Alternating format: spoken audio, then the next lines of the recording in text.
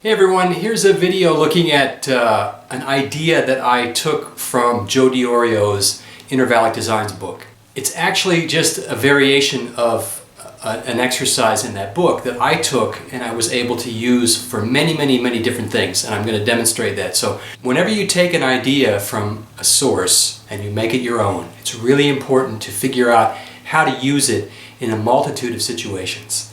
And in this case, I'm going to demonstrate a couple of 2-5-1s where I'm using basically the same kind of harmonic intervallic line, but I'm using it in different places and it creates different sounds for each one of these 2-5-1s.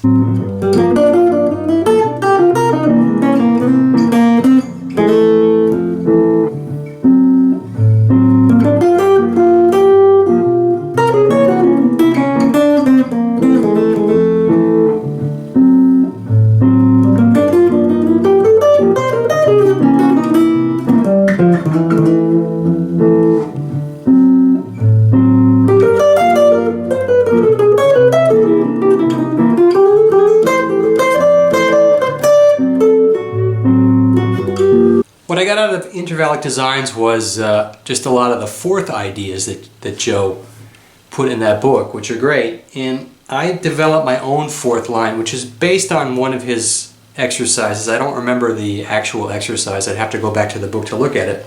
But I developed this. It's a minor pentatonic, so I'll do it on B flat minor. And I'm doing this. I'm moving in fourths. So this is the line.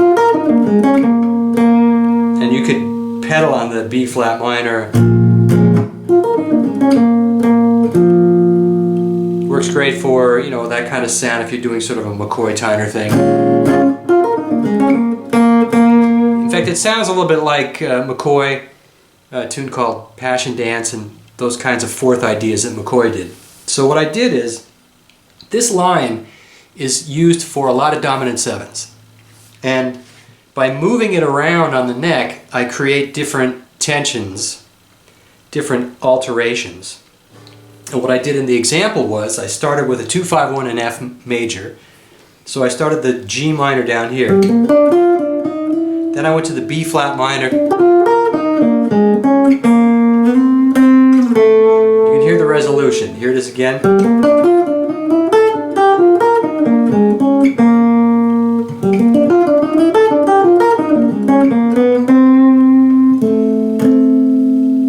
If I want to look at the notes that are inside the chord, definitely C7 sharp 9 is one of them. There's the sharp 9. Now there I've got the 11, I've got the flat 7, and I've got again the flat 7. Now I have the A flat. The A flat is the sharp 5 or the flat 13. And then the D flat, which is the flat 9 again. So there's a lot of alterations. You can hear how the note moves up a whole step. Now I take the same one for the second example and I did this. I played a B flat triad. And I went to the D flat minor.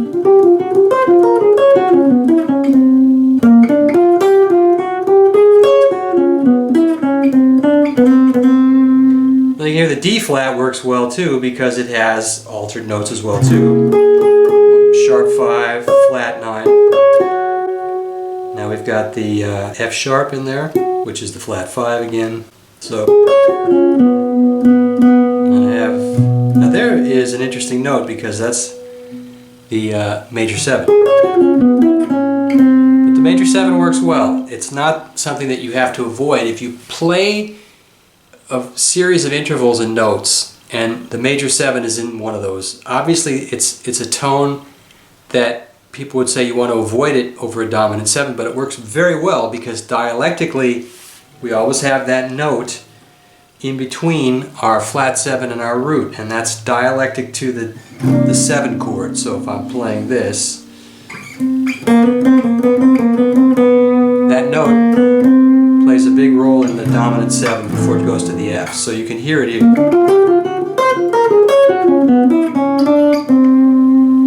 In the third example, I started on a G minor triad here.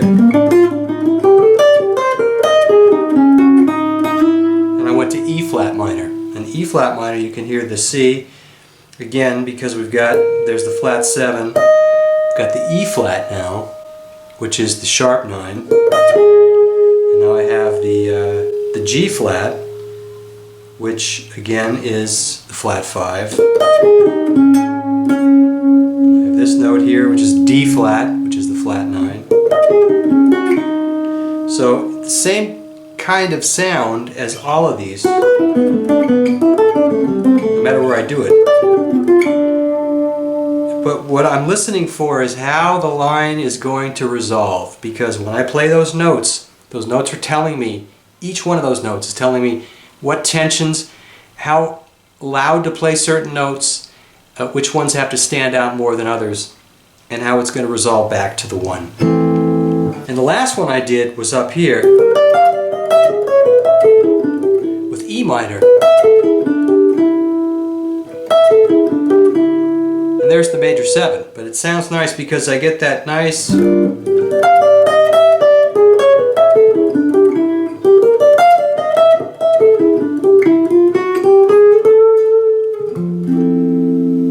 Now again, these are things that you have to let your ear adapt to, but my point in this video is not so much to take this idea that I have, but is to try to take something similar that you can use, that you're able to take over different parts of the neck and utilize it over a chord progression. Now this is just a 2, 5, 1, and F, and I didn't even talk about other keys, but you see how versatile this kind of thing is, because what is common is the intervallic motion. So when I'm playing it here, as opposed to here,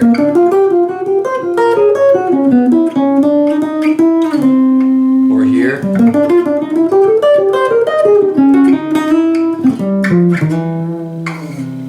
or here.